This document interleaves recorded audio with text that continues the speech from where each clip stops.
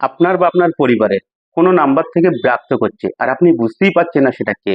এতদিন আমরা জানতাম যে ট্রু কলে কোনো নাম্বার সার্চ করলে সেটা তার নাম বেরিয়ে আসতো, ওটা যে নামে সেভ করা থাকতো অনলি সেই নাম, এছাড়া কিছু না, অনেক ফেক নামও ওতে চলে আসে।